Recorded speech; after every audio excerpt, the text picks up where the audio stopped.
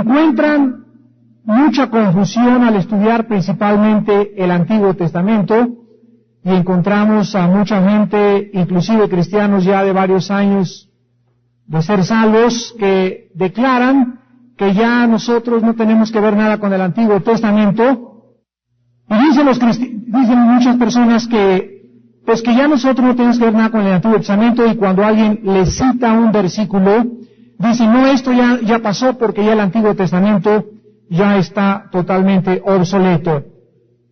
Otros cristianos, al leer el Antiguo Testamento, encuentran ceremonias, ritos, liturgias, fiestas, eventos, costumbres y diferentes cosas extrañas que para ellos no les encajan en ningún lugar. Leen el libro del Éxodo y encuentran que el tabernáculo, que los levitas, que los coatitas, que los menonitas. Leen el libro del Levítico y encuentran que se ofreció un holocausto encendido y que una ofrenda de pan, etcétera, etcétera. Y todas estas cosas parecen complicarse más cuando además leen acerca de constantes guerras. Yo una vez en un programa de televisión con Nino Canún tenía a un cura junto a mí que me dijo, ¿cómo puede usted creer en el Antiguo Testamento? Porque yo soy jesuita y los jesuitas no creemos en el Antiguo Testamento porque hay puras guerras y puro derramamiento de sangre, y el Dios del Nuevo Testamento no puede ser el Dios del Antiguo Testamento por los excesos y las matanzas que el Dios del Antiguo Testamento le ordenó a Israel. Esto nos ha pasado a casi todos los cristianos hasta que hacemos el tremendo descubrimiento de que el Antiguo y el Nuevo Testamentos están los dos interrelacionados el uno con el otro. La Biblia parece ser que son dos libros bajo una misma cubierta, porque los dos testamentos nos cuentan la misma historia. Uno de los propósitos que yo quiero en esta noche es tratar de demostrarles a ustedes que desde el libro del Génesis hasta el libro del Apocalipsis corre un hilo. Hagan de cuenta que el Antiguo y el Nuevo Testamento son dos pedazos de tela que se ponen juntos, pero que no están cosidos para unirse los dos pedazos, sino que es una tela que comienza en el principio un hilito que corre y que acaba en el Antiguo Testamento, y lo que une vitalmente el Antiguo y el Nuevo Testamento es la sangre de Jesucristo. Cuando venimos al Nuevo Testamento encontramos que la palabra Nuevo Testamento es realmente, como lo vamos a leer a continuación, el Nuevo Pacto, no el Nuevo Testamento, aunque la palabra testamento forma parte de la palabra pacto. Y en el Antiguo Testamento vemos que es el Antiguo Pacto. Entonces la Biblia es la historia de ¿cuántos pactos? De dos pactos. El Antiguo Pacto y el Nuevo Pacto. Pero los dos pactos son un pacto de sangre. Y esto es precisamente lo que le da la armonía, lo que le da la unidad a la Biblia, porque esta historia del Antiguo y del Nuevo Testamento es la historia de la redención, de la salvación y de lo que el pacto de sangre Dios hizo con nosotros mediante la persona de Jesucristo. Han existido muchos historiadores no cristianos, desde luego, que han sido confundidos profunda y enormemente, porque ellos dicen que cómo es posible que Dios pueda entrar a través de un pacto con el ser humano por medio de la sangre. Y otros cristianos, cuando comienzan a crecer en Cristo, descubren que todo lo que está relacionado con la sangre está relacionado con el poder de Dios. Y en sus mentes no lo pueden comprender y el diablo se aprovecha. Y así ustedes van a una película de terror donde sale que en el nombre de Jehová sale un profeta loco endemoniado, voy a destruir esta ciudad o esta familia, y comienzan a leer pasajes del Antiguo Testamento. El diablo pervierte, distorsiona todas aquellas cosas que Dios ha considerado separadas para su servicio. Este pacto de sangre, Repito, corre como un hilo por toda la Biblia y todas las demás historias de la Biblia, la historia de Noé, la historia de David, la historia de Malaquías, la historia del nacimiento de Cristo, la historia de los apóstoles, todas las historias de la Biblia, el Antiguo y el Nuevo, todas están tejidas alrededor del pacto de sangre, del hilo de sangre que corre a través de toda la Escritura. Y cuando ustedes comprendan, y es el propósito y la razón de estas conferencias, cuando ustedes comprendan el pacto de sangre, podrán comprender también todo lo que demás es aparentemente de carácter incomprensible.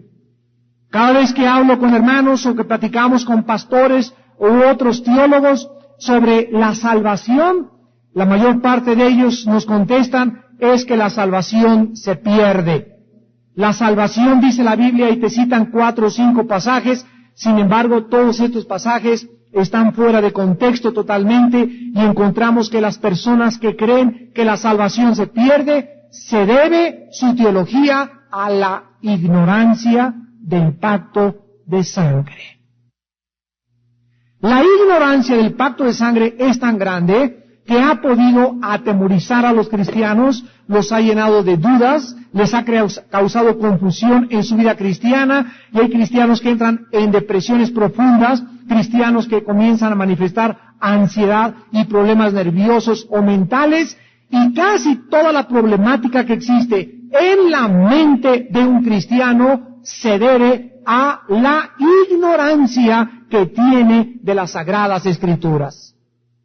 La semana pasada que comenzamos el estudio del libro de Romanos en el sur, comencé con estas palabras y les dije a mis hermanos, muchos de ustedes son las personas que van y compran una lámpara para la casa, compran un sillón para la casa, compran una persiana para la casa, un cuadro para la casa, y hay muchos cristianos que tienen, así como muchas personas, tengo ya todo para mi casa, pero no tengo el fundamento de mi casa. Compran el aire para las llantas y no tienen el motor del carro. Y esto se compara a cristianos que van a un seminario, van a otro por allá, van a otro por acá, van a un estudio, van a otra iglesia, de iglesia en iglesia, estudio en estudio, y de todos lados traen una lámpara, persianas persas, cosas bonitas, revelaciones maravillosas de la Biblia, pero todos estos cristianos nunca se han sentado a discipularse. Por ejemplo, no han estudiado jamás en los 10 años que tienen de cristianos o de 5 años, el libro de Romanos, versículo por versículo, o el libro de Hebreos. Si tú no conoces el libro de Romanos, versículo por versículo, y las principales doctrinas que se encuentran nada más en Romanos, no tienes fundamentos en tu vida cristiana. Y en el Antiguo Testamento hay una frase que dijo Dios, mi pueblo pereció por falta de conocimiento. ¿Saben ustedes qué significa esto? Que la mayor parte de los cristianos que en esta época van a ser arrastrados por las cientos de corrientes que existen en el mundo, las falsedades, sectas y las corrientes, imitaciones de Satanás, van a ser arrastrados porque son cristianos que nunca pusieron fundamentos doctrinales y teológicos en su vida cristiana. Tú le puedes preguntar a la mayor parte de los cristianos, ¿me puedes declarar y decir qué es la justificación por la fe? Y el 85% en Estados Unidos de los cristianos evangélicos no pudieron contestar qué cosa es la justificación por la fe. Y es la doctrina más importante de toda la Biblia. Y a veces me pregunto si no le está pasando lo que le pasa a los católicos. Tú le preguntas a un católico, ¿qué es la misa? Y el 99.9% no te contesta. Te dicen en la Eucaristía, es un señor que se sube ahí, que levanta una cosa y comienza a echar incienso, pero el 99.9% de los católicos no sabe, ignora que la misa es un sacrificio por los vivos y por los muertos. Y cuando les entras por ahí de que es un sacrificio y se está volviendo a matar a Cristo cada vez que se celebra la misa, entonces el católico comienza a abrir los ojotes y te comienza a decir, caray, esto yo no lo sabía. Y no lo sabían precisamente como no lo saben, por desgracia, y como una tragedia del cristianismo, que la mayor parte de los cristianos no saben defender su fe. ¿Podrías tú, por ejemplo, sentarte con una persona en una universidad o con un maestro o discutir con un ateo, con un mormón, con un budista, con un testigo de Jehová, con cualquiera y poder sacar adelante la fe cristiana y demostrarles con la Biblia de que realmente ellos están equivocados? Si tú no tienes esta capacidad después de ser 5 años cristiano, entonces, ¿qué has hecho durante esos 5 años de tu vida cristiana? Les voy a dar la respuesta. Ha sido el servicio. Y hoy es un domingo a David, hoy es otro mensaje, el próximo domingo de Noé, vas a otra iglesia y hoy es esto, y por todos lados has vagado en un desierto, recogiendo todos los muebles y nunca teniendo fundamentos en tu vida cristiana. Esta es la razón de los discipulados. Si ustedes entre semana no van a todos los estudios bíblicos que aquí en Vida Nueva tenemos, ojalá que las demás iglesias no somos los únicos, creo que muchas iglesias hacen lo mismo, entre semana, discipular a la gente. Si tú no pagas el precio de ir entre semana a un estudio y comenzar a estudiar la Biblia sistemática y metódicamente, nunca tendrás, repito, fundamentos en tu vida cristiana. Y estas personas son las que dice el libro de Efesios capítulo 4, previniendo precisamente el daño tan grande que se están haciendo al no establecer estos fundamentos. Dice en Efesios capítulo 4, versículo 14, para que ya no seamos niños fluctúantes. Esta palabra fluctuante es un término griego que significa navegar llevado por el aire. Un velero fluctúa, un barco en el mar, si no tiene un timón, fluctúa. Es cualquier cosa que es llevada por un viento para arriba y para abajo. Hay cristianos que así son fluctuantes y dice, llevados por doquiera de todo viento de doctrina. Aquí se le llama a las enseñanzas vientos. Por estratagema de hombres que para engañar emplean con astucia las artimañas del error. Tu vida cristiana continuará fluctuando si tú no pones los fundamentos necesarios. Y si no pones los fundamentos, nunca vas a poder echar cimientos en tu fe. Dios nos da el Antiguo Testamento como un retrato. Miren ustedes, el lenguaje espiritual de Dios es tan amplio, tan vasto, tan extenso, tan increíblemente grande, que allá arriba Dios no podía abajo nosotros comunicarnos las cosas maravillosas que sobrepasan la comprensión humana. Haz de cuenta que a un ciego le tratas de explicar cómo es el algodón. ¿Qué usarías para explicarle a un ciego el algodón? ¿Qué le dirías? Pues es como las nubes. ¿Nunca ha visto las nubes? O que le dijeras cómo es el color rojo, pues mira, es como el fuego cuando está en la chimenea, pero tampoco ha visto el fuego en la chimenea. Entonces no existiría un punto de comparación entre esta dimensión y la dimensión de la ceguera para que el ciego poder captar en su mente, porque no hay lenguaje para poder explicarle. Entonces las cosas del cielo no existe un lenguaje lo suficientemente vasto ni florido para que entendamos las cosas de Dios. Entonces Dios, para prepararnos a nosotros, los que estamos viviendo bajo el Nuevo Testamento, el Nuevo Pacto, para prepararnos, en el Antiguo Testamento, Dios escogió retratos, ilustraciones, pinturas, sombras, cosas que comenzaran a proyectarse y pudieran comenzar a ampliar la imaginación para que cuando viniera esto que es Jesucristo, todos nosotros pudiésemos ya, teniendo el Antiguo y el Nuevo Testamento completos, tener el retrato y el panorama como una película cinemascope de todo aquello que pertenece a los secretos de Dios. El mismo Señor Jesucristo confirmó, quítamelos por favor, que todo el Antiguo Testamento era un retrato de Él. Miren ustedes en el libro de Colosenses capítulo 2. Colosenses 2, versículo 16 y 17.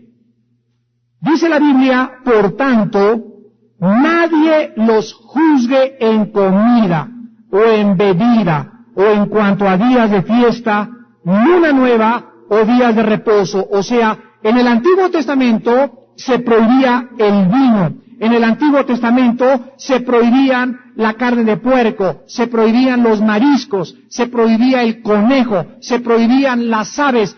había prohibiciones en cuanto a leyes alimenticias, pero al entrar nosotros al Nuevo Testamento, las prohibiciones del Antiguo Testamento tenían un propósito: ilustrarnos en el Nuevo Testamento realidades que ya conocemos. Y cuando entramos al Nuevo Pacto, las cosas prohibitivas del Antiguo Pacto, ceremoniales, litúrgicas y religiosas, ya no tienen cabida, ya no funcionan bajo el Antiguo Pacto, pero no significa que como las leyes ceremoniales ya no tienen vigencia en el Nuevo Pacto, no significa que tampoco todas las demás cosas del Antiguo Testamento no las vamos a tomar en cuenta, porque entonces estamos pervirtiendo o estamos llevando la ley al extremo de la herejía.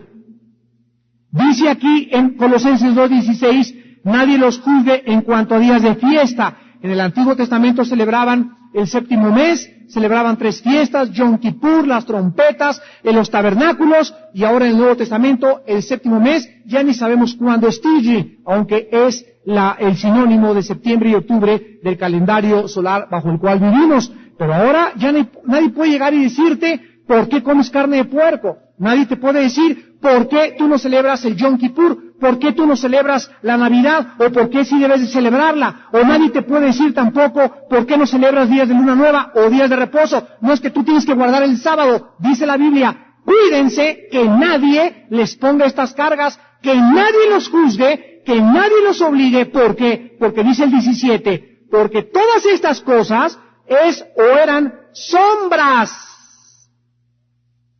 de lo que había de venir. Todas estas fiestas, festividades, liturgias, ceremonias, ordenanzas, todo era una sombra de la realidad de la esencia que es Jesucristo. Una vez Jesucristo viniendo y abriéndonos la dimensión del nuevo pacto, entramos a un camino, dice Gálatas, de libertad. Hemos sido hechos libres por medio de la gracia y de la fe en Jesucristo.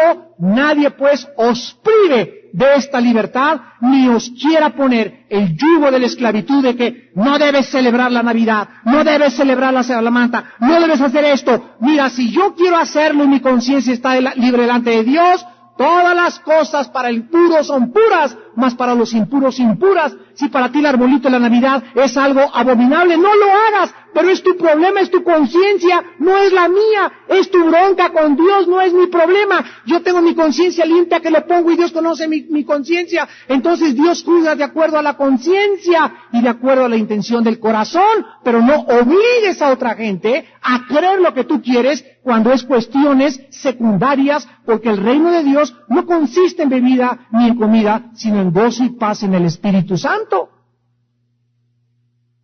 Hay personas que no ponen el árbol de Navidad, pero tienen una conciencia negra con Dios y no tiene paz. Y hay personas que lo ponen y tienen paz y están bien con Dios. ¿A quién de los dos recibe Dios? Y para tratar estos aspectos se escribió un capítulo entero, el capítulo 14 del libro de Romanos.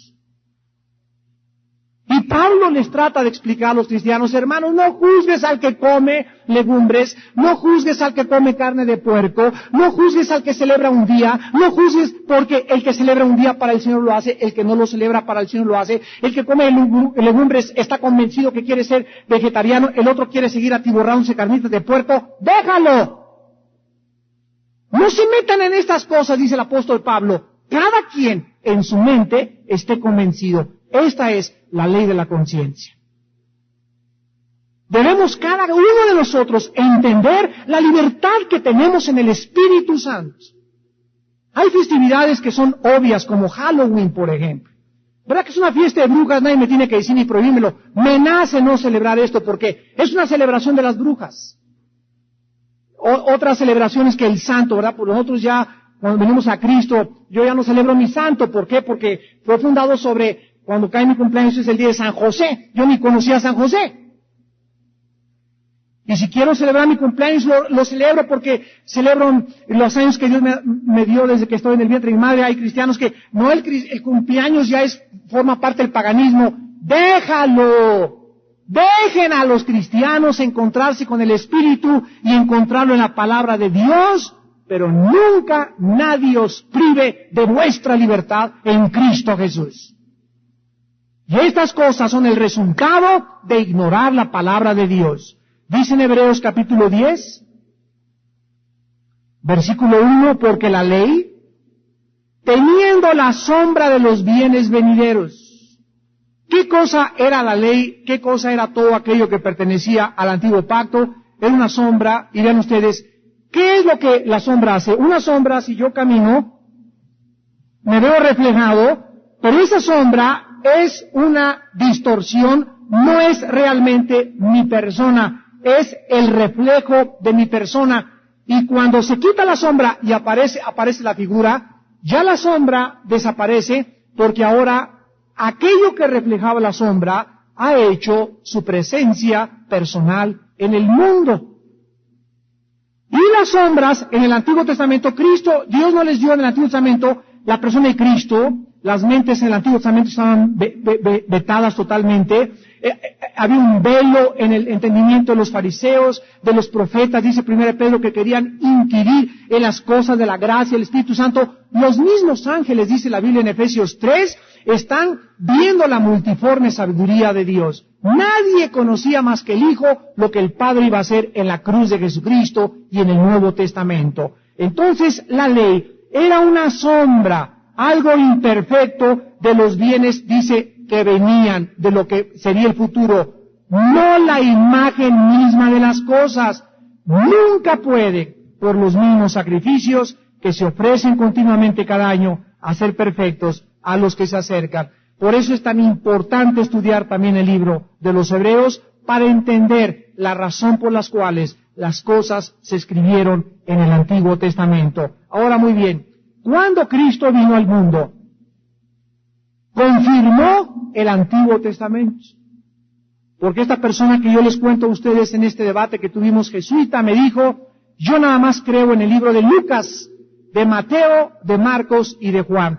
No creo en el Antiguo Testamento, ni tampoco creo en muchas cosas del Nuevo Testamento. Y le dije, ¿por qué cree usted solamente en los Evangelios? Y me contestó, porque solo los Evangelios son Cristo hablando. Entonces, yo le guié y le mostré Juan capítulo 5, versículo 39.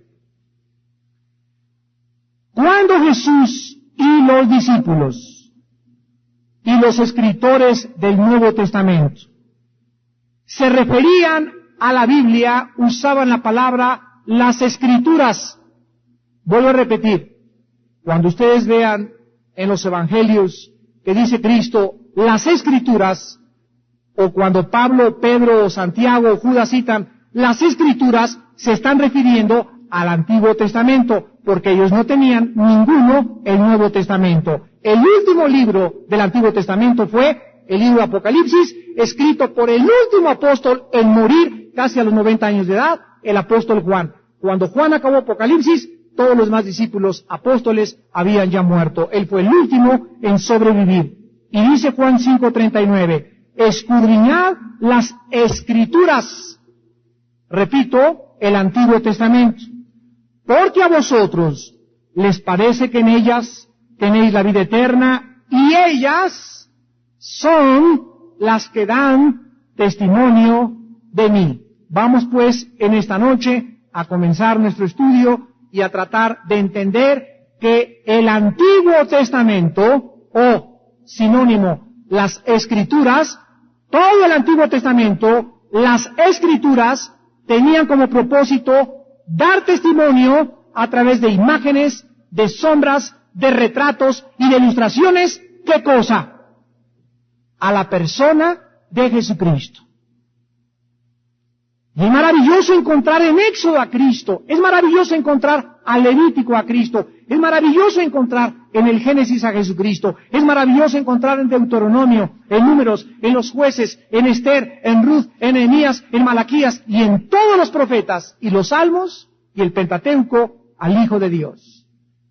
Y Dios escondió todas las cosas de su Hijo las escondió en el Antiguo Testamento. Aquí está Cristo escondido a la mente natural. Necesitamos la revelación y la iluminación sobrenatural del Espíritu Santo para poder ver en el Antiguo Testamento a Jesucristo.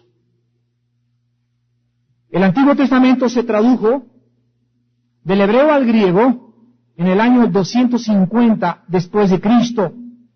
Y una vez que fue traducido el Antiguo Testamento, que se llamó la versión Septuaginta, comenzamos nosotros a comprender de una forma mucho más profunda las cosas del Antiguo Testamento.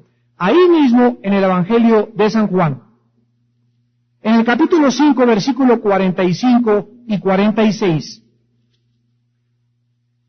A los mismos judíos que por causa de su incredulidad, por causa de que amaban más las tradiciones que los hombres, Cristo les dijo: no penséis que yo voy a acusaros delante del Padre. ¿Hay quien os acusa? Moisés, en quien tenéis vuestra esperanza. Porque si creyeses a Moisés, me creerías a mí. Escuchen lo que dice Jesús. Porque de mí escribió él. Pero si no creéis a sus escritos, ¿cómo creeréis a mis palabras? Cuando Jesús estaba diciendo Moisés, estaba hablando los 5 libros que escribió Moisés: Génesis, Levítico, Números, Deuteronomio y Éxodo. Aunque no están en este orden, son los 5 libros que se llaman el Pentateuco. La palabra penta en el hebreo significa 5. Entonces Cristo está diciendo que los primeros 5 libros de Moisés, en este caso particular, los 5 libros del Génesis, Éxodo, Levítico, Números, Deuteronomio, todos estos 5 libros dan testimonio de él. Y estos libros los escribe Moisés para escribir acerca de Jesucristo. Aquí está afirmando Jesucristo que el Antiguo Testamento da testimonio de él. Y esto quiere decir lo siguiente: si tú no tienes al Espíritu Santo y viene un escritor o un historiador y abre la Biblia en el Antiguo Testamento y lee las guerras y esto, y matanzas, y liturgias, y ceremonias, y dice, este es un libro ensangrentado, no lo puedo entender, es porque Dios lo hizo a propósito de esta manera. Escondió las cosas espirituales de los sabios y los entendidos y se las reveló a los niños. Cristo está escondido en el Antiguo Testamento, ocultado y velado a la mente humana no regenerada a través de símbolos, de ritos y de sombras. Yo, por ejemplo, cuando, no sé cuántos de ustedes iban a la Union Church allá en Reforma, cuando estudiamos Éxodo, ¿se acuerdan? Vimos todo el libro de Éxodo, versículo por versículo. Cada martes ahí estudiamos Éxodo. Y cada vez que estudiaba yo Éxodo para preparar la clase para ustedes y descubría a Cristo, porque eso fue ese estudio de Éxodo, enseñarles cómo Cristo está en el tabernáculo, yo me levantaba en la madrugada y me llenaba de lágrimas. Se los digo con todo mi corazón. Y le decía, Padre, es que es increíble, y esto me va a fundir los fusibles. ¿Cómo no lo vi antes? ¿Y cómo no lo vi antes? Y por todos lados me saltaba Cristo en las telas de los tejones, en el techo del tabernáculo, en el incienso, en el altar del propiciatorio, en el altar de bronce, en los querubines, en todas partes estaba Cristo. Y yo había leído Éxodo y nunca había visto a Cristo, porque ni la palabra Cristo existe ahí. Pero en todos los números, la altura, la distancia, todo hasta la numerología, como lo escribí en el libro que ustedes tienen allá a su exposición, La Ciencia y la Biblia, hasta en la numerología está escondido el Hijo de Dios. Ustedes traducen el libro el nombre Yoshua en el hebreo y les da el número 8. El 8 es el número de Jesucristo. ¿Por qué? Hay una razón por eso. Pero toda la numerología y la descifración de la Biblia en el Antiguo Testamento nos revela que desde el versículo 1 del Génesis está escondida la vida de Jesucristo.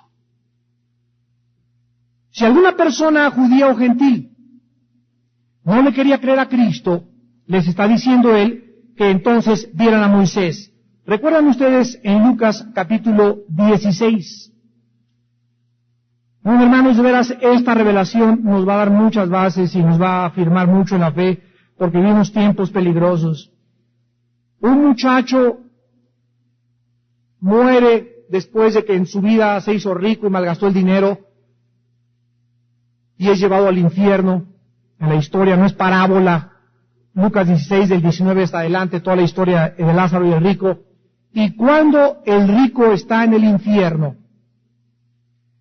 Al darse cuenta conscientemente en otro estado espiritual, en otra dimensión, ya salió la tercera dimensión, bajó al centro de la tierra y el pobre Lázaro ya estaba en el cielo. El rico ahí en el infierno, la Biblia nos revela que tenía conciencia, tenía memoria y además anhelaba escaparse de alguna forma del infierno e ir allá a la colonia Antlalpan y decirle a su mamá en la noche: mamá, soy tu hijo Pepinillo.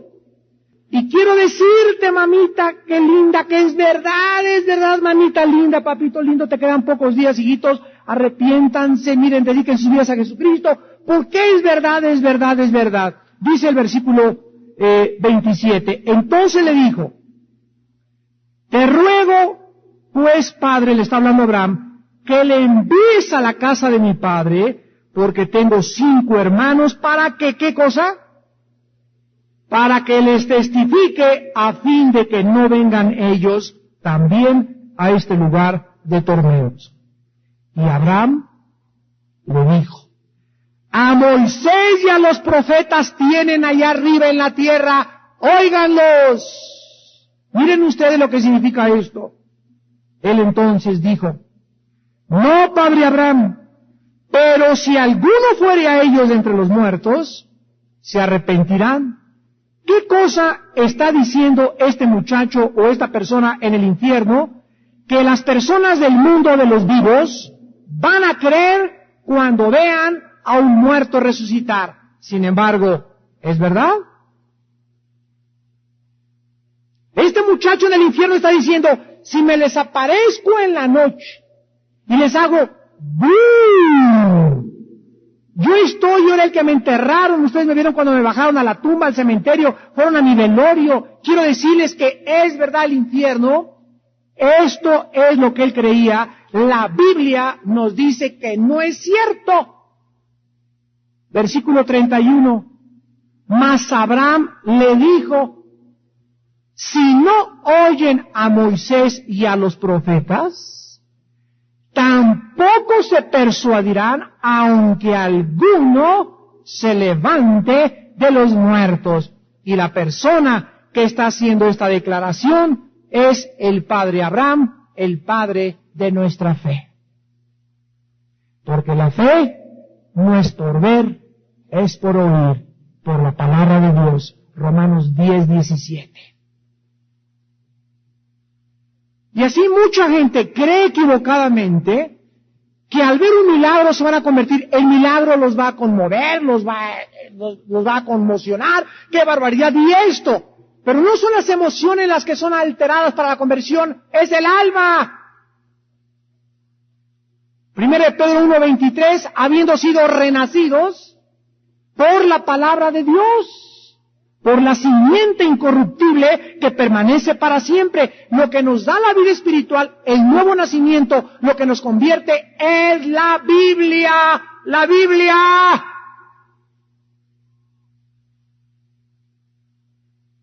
Cristo resucitó a Lázaro y nadie creyó en él. Ahora Dios hace milagros porque Él es soberano. Y hace levantar a los paralíticos y le abría a los sordos. ¿Por qué? Porque Él es soberano. Pero la Biblia dice que la conversión es a través de la predicación de la palabra de Dios, y que si no creían en aquellos tiempos a Moisés, aunque se les apareciera el muchacho y espantara a la familia, dijeran: es cierto, es cierto, es cierto, les iba a durar la cuerda como 8 días, 10 días, pero la conversión no la da los milagros, la da el oír la palabra de Dios. Si alguno encuentra otra cosa en la Biblia, enséñemelo, por favor. Con los 20 años que tengo de predicar la palabra de Dios, estoy convencido que la conversión y una persona pasa la muerte a la vida por la palabra de Dios. Entonces, ¿qué fue lo que dijo Dios acerca de él? A través del Antiguo Testamento, una vez más, veamos el comentario de Jesús en Lucas 24. Cuando este hombre que estábamos debatiendo me dijo que solamente creía en los evangelios, porque el Antiguo Testamento para él no era la palabra de Dios, le leí Lucas 24, versículo 44, ¿Y saben qué hice, hermanos? Con todo respeto, se lo restregué en la nariz. Cristo les dijo, estas son las palabras que os hablé estando aún con vosotros, que era necesario que se cumpliese todo lo que está escrito de mí, ¿en dónde? Y dice así en la nariz, ¿en dónde? Léalo por favor fuerte. En la ley de Moisés, y que en la ley de Moisés, el Pentateuco, en los profetas y en los salmos. Y usted me está diciendo que no cree en el Antiguo Testamento, que nada más en los evangelios. Cuando el Jesús mismo, Cristo en los evangelios dice que los salmos, los profetas y el Pentateuco, que eran las tres formas en que se dividía el Antiguo Testamento, dan testimonio de él. ¿Qué significa esto? Que la persona que estaba haciendo estas aseveraciones era ¿qué cosa? Un ignorante de los mismos evangelios. Porque en los mismos evangelios Cristo dice que todo el Antiguo Testamento da testimonio de él. Con este testimonio Jesús está afirmando que todos los escritores del Antiguo Testamento, desde el Génesis hasta Malaquías, escribieron de él. Y los discípulos asombrados no entendían claramente por lo que dice Lucas 24, 45 y 46. Entonces les abrió, ¿qué cosa? El entendimiento para que comprendiesen, ¿qué cosa? El Antiguo Testamento. Los discípulos, en el tiempo en que vivieron con Jesucristo, no acababan de comprender el significado del tabernáculo, de las fiestas, del Génesis, del día de reposo, de las leyes ceremoniales, y hasta que Cristo resucitado, ya había muerto en la cruz del Calvario, y el Espíritu Santo no había venido todavía, Cristo les abre el entendimiento para que entiendan el Antiguo Testamento. Y tú, mi hermano, necesitas, de la misma manera que los discípulos, que el Espíritu Santo te abra el entendimiento. Mientras tú hables cosas de la Biblia, porque tú no las comprendes y blasfemes de la Biblia y digas barrabasadas y sandeces y te corrompas como un animal irracional, como las personas que hablan en el radio, locutores, personas en la televisión, personas políticas de los medios, porque son famosos en alguna área, les da la autoridad, ellos creen, de poder decir, la Biblia fue hecha por los hombres, blasfeman de cuantas cosas no conocen, y en las que por naturaleza se conocen, se corrompen como animales irracionales. Judas, versículo 10. Nadie se atreva a hablar de la Biblia si no tiene el entendimiento abierto. Dice el versículo 46, y les dijo, así está escrito y así fue necesario que el Cristo padeciera y resucitara de los muertos al tercer día. O sea, en las Escrituras estaba revelado que el Cristo, Yeshua Mashai, el Mesías, número uno, tenía que padecer, sufrir, después tenía que resucitar de los muertos y tenía que resucitar a los 3 días. Ahora Jesús les abre las mentes y les comienza a descifrar la clave para entender el Antiguo Testamento. Les explica que todos los escritores del Antiguo Testamento escribieron acerca de su crucifixión y de su resurrección para el perdón de pecados. Esto es como los 2 testamentos están unidos haciendo una misma historia. En el Antiguo Testamento se nos dice lo que iba a suceder, el Nuevo Testamento nos dice lo que ya sucedió. ¿Está claro? En el Antiguo Testamento se anuncia todo el Antiguo Testamento es sobre el Mesías que vendría. Una vez que el Mesías viene, se completa el Nuevo Testamento, y el Nuevo Testamento nos dice todo lo que estaba profetizado se cumplió con la venida de Jesucristo. Es la historia de Dios entrando en un pacto de sangre con nosotros a través de Jesucristo. El pacto de sangre es el hilo que corre del Génesis hasta Apocalipsis por toda la Biblia. Y esto es lo que Jesucristo quiso que comprendiéramos cuando dijo en Mateo 5, versículo 17. El Señor Jesús trata de explicarnos diciéndonos, ¿no penséis que he venido para abrogar qué cosa? ¿La ley o los profetas? No he venido para abrogar, he venido para cumplir. La ley no fue abrogada con la muerte de Cristo. Dice Romanos 7 que la ley es santa. Dice en 1 Timoteo capítulo 1 que la ley es buena si se le usa legítimamente. Hay cristianos que por una ignorancia tremenda del pacto de sangre dicen, ya no estamos bajo la ley, estamos bajo la gracia, y cuando dicen, ya no estamos bajo la ley, no entienden que la ley se dividía en tres. Yo les contesto, ¿qué ley? Porque era la ley ceremonial, Levítico, la ley civil, Deuteronomio, y la ley que gobernaba a la nación como el sacerdocio. Todos los antiguos, en el Antiguo Testamento tenían la ley ceremonial, la ley civil y la ley que gobernaba el sacerdocio judío. Y si fue abrogada la ley ceremonial, la ley civil y la ley moral, que son los 10 mandamientos, están vigentes. Entonces son tres leyes, la ley moral, la ley ceremonial y la ley civil. La ley moral es los 10 mandamientos, la ley ceremonial el libro de Levítico y la ley que ordena y dispone todas las cosas para adorar a Dios en el libro de Deuteronomio junto con Levítico es lo que hace la ley de Moisés. Cuando dice la Biblia, la ley está vigente, está hablando de la ley civil y la ley moral. Lo que fue abrogado fue la ley ceremonial. Eso tienen ustedes que captarlo muy bien en sus mentes, para que puedan al leer el Antiguo Testamento darse cuenta qué cosa es abrogado y qué no es abrogado. Ahora bien, dice aquí en Lucas 24 también, en el versículo 25 al 27, hablando Cristo sobre el mismo tema. Lucas 24, 25 al 27. Dice Jesús, entonces les dijo, oh insensatos y tardos de corazón, para creer todo lo que los profetas han dicho. ¿No era necesario que el Cristo padeciera estas cosas y que entrara en su gloria? Y comenzando desde Moisés y siguiendo por quién, por todos los profetas, les declaraba en todas las escrituras lo que de él decían. ¿Cuál es tu responsabilidad y cuál es mi responsabilidad al leer el Antiguo Testamento? Tratar de encontrar a Jesús. Tratar de encontrar a Jesús.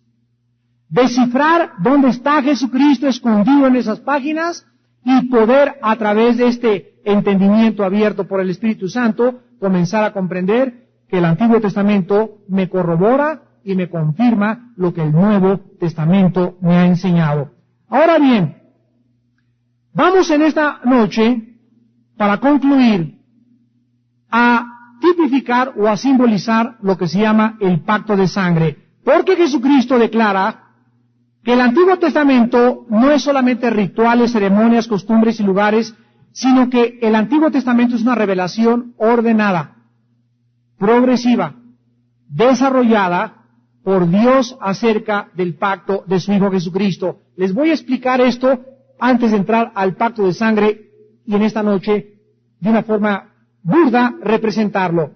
Si un ciego está en una cueva durante un mes y se le abre un hoyo arriba y entra la luz de trancazo, ¿qué hace el ciego si llega y hace así, ¡pum!, y pega el ojo inmediatamente? Queda ciego porque su retina había permanecido 30 días sin poder ajustarse a la luz, y lo que la retina debe de hacer, así fue diseñada por Dios, es que cuando aparece la luz muy intensa, tienes que comenzarla a ver de ladito, más de ladito, más de ladito, hasta que pueda ver la lámpara directamente. ¿Por qué? Porque mi retina se tiene que ir adaptando a la intensidad de la luz. Así es la revelación espiritual. En el Antiguo Testamento, Dios les reveló así, y así. Después Levítico, y así.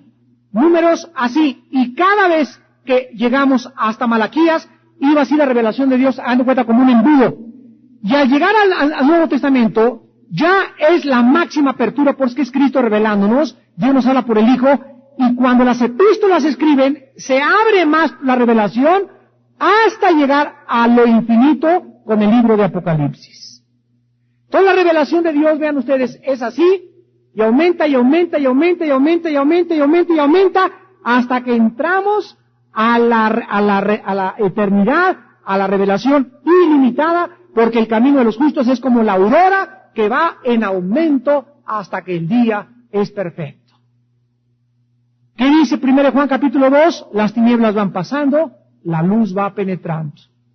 Mientras tú, mi hermano, conozcas más la Biblia, mientras vivas más en comunión con Dios, mientras disciplines tu cuerpo y ayunes una vez a la semana, 2 veces a la semana, no sé cuántas veces, las que el Espíritu Santo te guíe, mientras tú te consagres y seas más puro tu corazón, más, ¿qué cosa? Luz vas a tener en tu mente y en tu corazón, y a mayor luz, mayor comprensión, a mayor comprensión, mayor adoración, a mayor adoración, mayor comunión, a mayor comunión, mayor paz.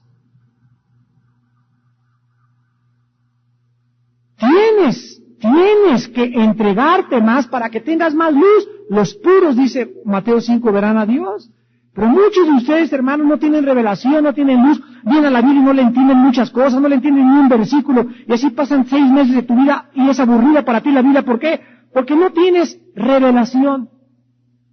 En Efesios Pablo oraba que Dios le diera un espíritu ¿de qué? De revelación a los cristianos, para que comprendieran la profundidad, la anchura y la altura del conocimiento de Cristo, a lo que nos llamó Dios, a la gloriosa eternidad y herencia que tenemos en los santos, y a que conociéramos el poder de la resurrección de Jesucristo.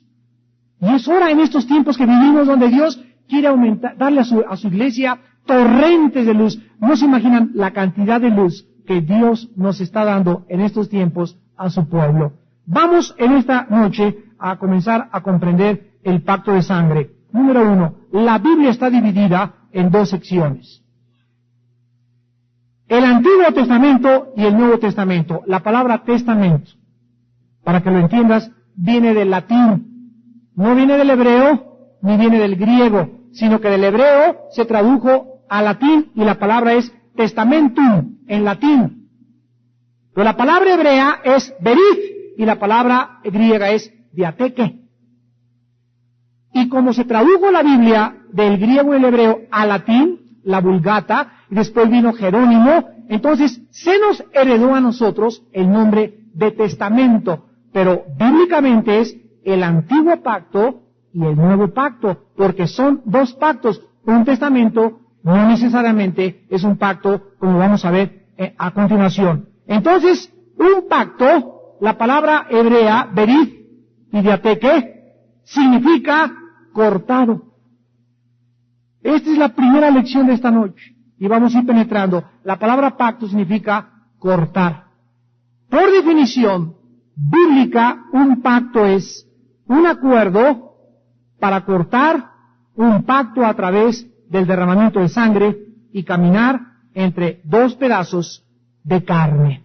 En otras palabras, si ustedes estudian la historia de las naciones paganas y de las tribus y de las razas, van a ver ustedes que en el África, en Haití, en el Brasil, los Saucas en el Ecuador, los jíbaros, los aztecas, y en todas partes y en todas las civilizaciones que han existido, las personas se cortaban las venas o alguna parte de la palma de la mano, y cuando querían sellar una amistad perdurable y eterna y decirle, con esta unión de tu sangre con la mía, o cuando se casaban, así se juntaban, en lugar de un anillo se ponían las 2 manos cortadas, el hombre y la mujer, con esta señal te entrego mi vida, te entrego lo que soy, me comprometo a defenderte, me comprometo a ayudarte, porque entramos en un pacto de sangre. La pregunta es, ¿quién le reveló al ser humano el pacto de sangre como el más grande pacto, el más solemne y el más respetado que cualquier tribu y civilización jamás haya hecho? El origen lo encontramos en las Sagradas Escrituras. Y desde luego, la perversión del diablo ha crecido, ¿verdad? Pero un pacto de sangre entre 2 personas, de acuerdo a la historia, es el contrato más solemne, más duradero, más sagrado y más cercano que existe en este mundo. Un pacto de sangre. Vamos a comenzar desde la A en esta noche. Un pacto de sangre no se puede romper. Los mismos mafiosos en Nueva York, cuando se cortan y hacen pacto de sangre y alguien ingresa a la mafia, esa persona nunca en su vida se puede salir de la mafia. Ellos lo hacen respetar porque hasta para ellos es lo más santo y lo más sagrado que existe. Y el que se quiere escapar, lo buscan hasta 4 generaciones de sus nietos para asesinarlos. Acaba de haber un escándalo tremendo en la mafia siciliana en Italia. Y acaban de agarrar a 2 de los más grandes capos que existen en Italia. Y cuando lo presentaron ante los juzgados, él confesó y dijo: Benoni, el capo que acaban de agarrar, hace 3 generaciones mis bisabuelos celebraron un pacto de sangre en Sicilia con la mafia siciliana. Y yo he violado ese pacto y las personas que me persiguen ahora, o sea, antes que lo mataran, se presentó a la justicia para que lo protegieran y dijo: yo sé que mis hijos y mis nietos no estarán a salvo de ser asesinados. Porque el pacto de sangre es lo más solemne que pueda existir. Todo esto lo voy a ir preparando para que nosotros entendamos que cuando recibimos a Cristo, entramos con Él en un pacto de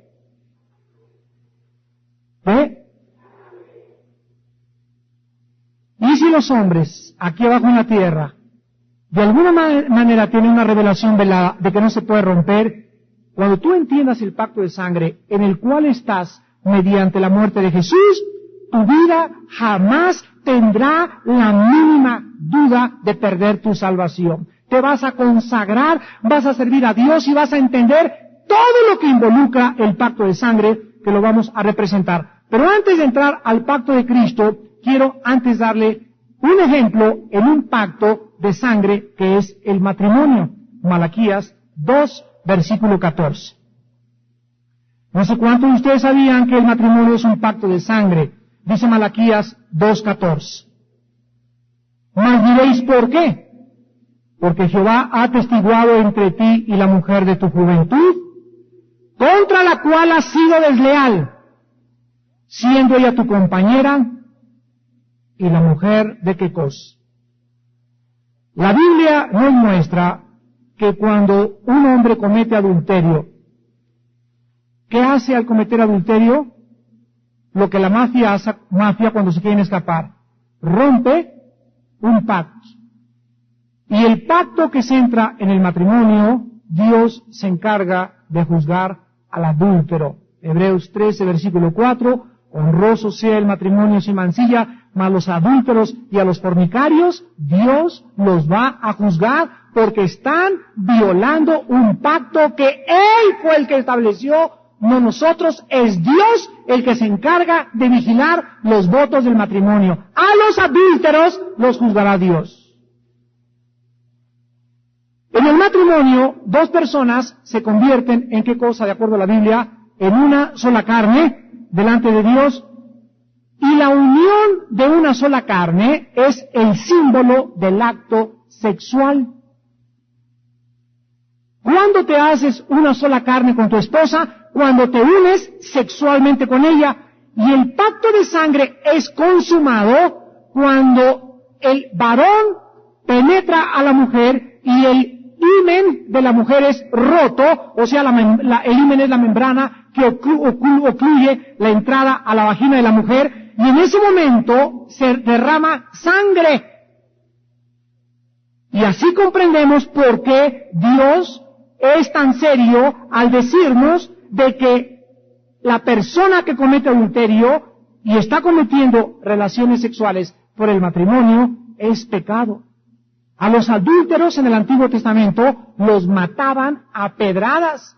Cuando Cristo vino le trajeron una mujer, le dijeron, la ley dice que la apedreemos, pues vamos a apedrearla.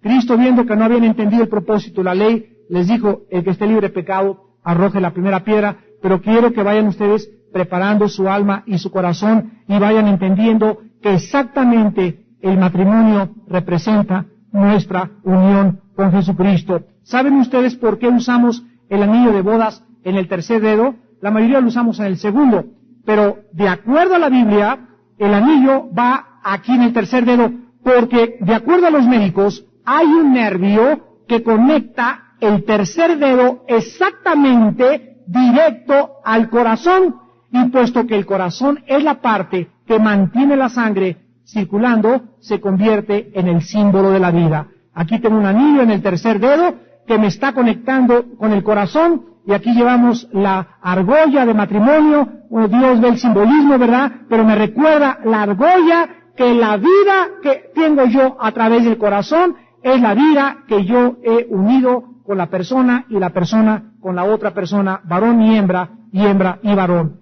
Y cuando usamos la palabra corazón, ¿qué estamos diciendo? Te amo con todo el corazón. Estamos hablando, mi vida, todo mi ser es tuyo, mi naturaleza. Cuando nosotros amamos a alguien con todo nuestro corazón, le estamos amando con todo nuestro ser, mis emociones, mi voluntad, mi mente y mi espíritu. Cuando tú le das el corazón a alguien, le estás dando todo tu ser y le estás dando toda tu vida. Tú no le puedes decir a tu perro, te amo con todo mi corazón. Ya lo vas a entender ahora. No le digas, Banderita, el otro día digo a mi hija, Banderita, te quiero y te entrego todo mi corazón. ¡Ay, mi hijita! Le tuvimos que explicar, mira, dile a la maestra que tu corazón nada más le pertenece a Dios, y a nadie en este universo le vas a entregar tu corazón con todas tus fuerzas más que a Dios. A mi esposa le doy parte de mi corazón, pero no todo mi corazón, porque si le doy todo mi corazón a mi esposa, soy idólatra. ¿Entiendes? Y dice en Éxodo, no tendrás dioses ajenos delante de mí, a nadie puedes amar más que a mí, dice el Señor, con todo tu corazón, con toda tu mente y con todas tus fuerzas. A tu esposa ámala, a tus hijos ámala, pero el día que tú le entregues a tu hijo todo tu corazón, o a tu esposa todo tu corazón, o a tu banderita todo tu corazón, o a tu patria todo tu corazón, se llama idolatría, porque el único que merece todo nuestro ser es Dios. Y vamos comprendiendo el pacto de sangre, porque esta es la esencia y el espíritu del pacto de sangre. Cuando me uno a Cristo, Cristo se entrega a ti en todo su ser, en todas sus fuerzas, en toda su voluntad, y yo le acepto como en el matrimonio a la esposa, y tú te entregas ahora, conforme vas creciendo en santidad, con todas tus fuerzas y con todo tu ser, y mientras más le entregas a Cristo, porque Él ya se entregó todo a ti, mientras tú más le entregas a Él, más Él te revela de Él y más lo amas. Más seguridad tienes para caminar en la vida, más confianza tienes del futuro, y no tendrás miedo, como decíamos este domingo, porque el futuro es tu mejor amigo cuando realmente Jesucristo es tu Señor y tu Salvador.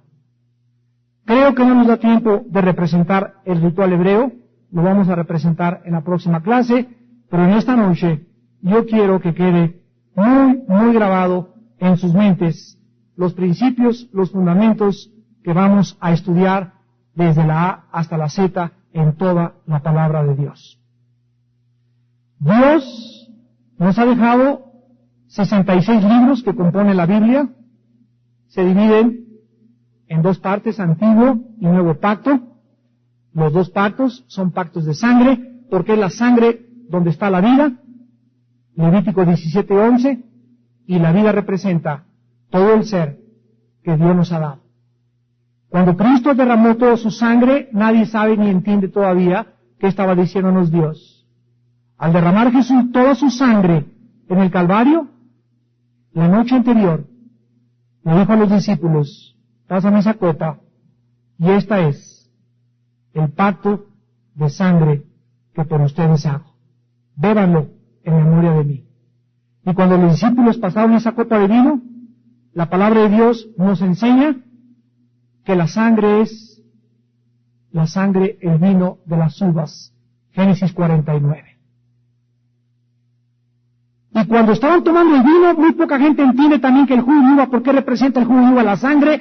Por eso mismo, porque Jesucristo estaba compartiendo, y cuando el discípulo estaba tomando esa copa, estaba bebiendo ¿qué cosa? La vida de Jesús, así como el agua es un elemento indispensable para la vida. Nadie sobrevive sin agua. No puede haber vida sin la sangre de Jesús. Y cuando nosotros le decimos a Cristo, entra a nuestra vida, se nos da un memorial de celebrar la Santa Cena para que nos acordemos el pacto en el cual nos encontramos, la vida que tenemos dentro, que nunca se va a salir, aunque fuéramos infieles, Él sigue siendo fiel, y si pecas, Él te levanta, y si te quieres brincar las trancas, Él va por ti. Esto me hace ya descansar totalmente y no amargarme ni desconfiar, sino, Señor, cada vez que peco, Padre, perdóname, llenarme de arrepentimiento, y la sangre de Cristo me limpia de toda maldad. Esta es la victoria que tenemos, la sangre de Cristo, Apocalipsis 12:11, y la hemos vencido por medio de la sangre del Cordero. Pero es hora que el pueblo de Dios entienda la sangre de Cristo, el pacto de sangre, y cuando lo entiendas, estoy seguro que tu vida va a ser totalmente diferente, porque la palabra de Dios dice, conoceréis la verdad. ¿Y qué hará la verdad? Inclinemos nuestra cabeza.